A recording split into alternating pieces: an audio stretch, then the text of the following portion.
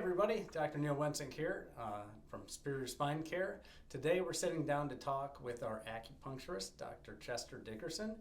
For those who don't know, tell us a little bit, what is acupuncture? Acupuncture, first off, falls under the title of complementary alternative medicine. So it's an ancient Chinese-based approach to treating a variety of disorders that are specifically done by triggering points on the skin. And this increases the flow of what they call qi. Okay, so again, for those of us who don't know the terms, what does qi mean, and why are we trying to balance it? Qi means basically vital energy. There's people use energy, vital energy, as terms synonymous to qi. So what are the benefits of balancing that energy in the body? There's a phrase that we use in Chinese medicine. It says, where there is stagnation, there is pain. So if that flow of qi is stagnated, you have pain. When you trigger the specific points that we use for pain and get that flow moving, that blockage breaks up. It's unimpeded. The qi flows freely and the pain goes away. So I noticed that you have an ear behind you. I understand that there's two different types of acupuncture. There's auricular, which is the ear acupuncture, and traditional acupuncture. What's the difference between the two of those, and which one do you typically perform?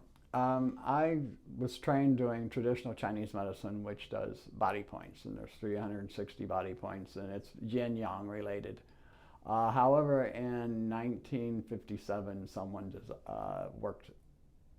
had a patient who came in with scars on her ear for sciatica, and he thought, well, why should we be doing damage to someone's ear? So he started playing around with it and realized that the ear is actually a microsystem of its own. So you can actually take all the body points that you have on your body and find them in your ear. It's closer to the brain, it acts a lot faster, the results last longer with me. I changed in 2010 and would never return except to do it for patients who have infertility issues. Then I will use body points. Gotcha. So what are some of the most common conditions that acupuncture is effective for? I think that most people go to acupuncture for pain relief. I would say the majority of my patients are pain management. The others are anxiety, stress, and insomnia.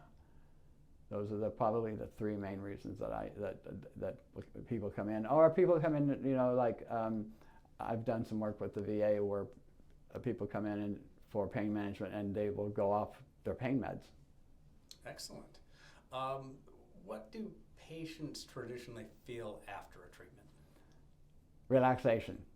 With pain management, I usually see about 80% of my patients will receive at least 80%, if not 100% pain relief on their first visit.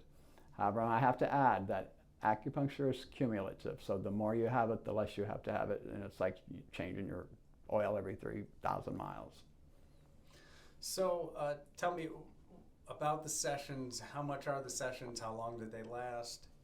The first session is 45 minutes. It's $120. About the first 15-20 minutes of that session, we discuss what's going on in the body. The second visit is $80, and it's about a 30-minute session, and the first 10 minutes we'll go over how did your last treatment go, and then I'll tweak it.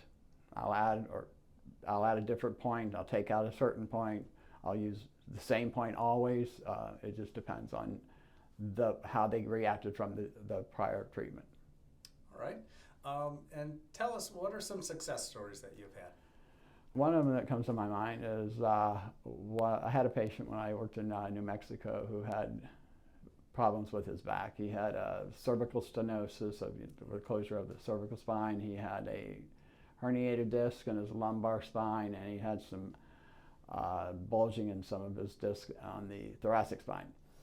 So he was going to his physician, and his physician had given him his 3 shots of steroids. He did all 3 of them in about 2 months, and they told me he had to have back surgery.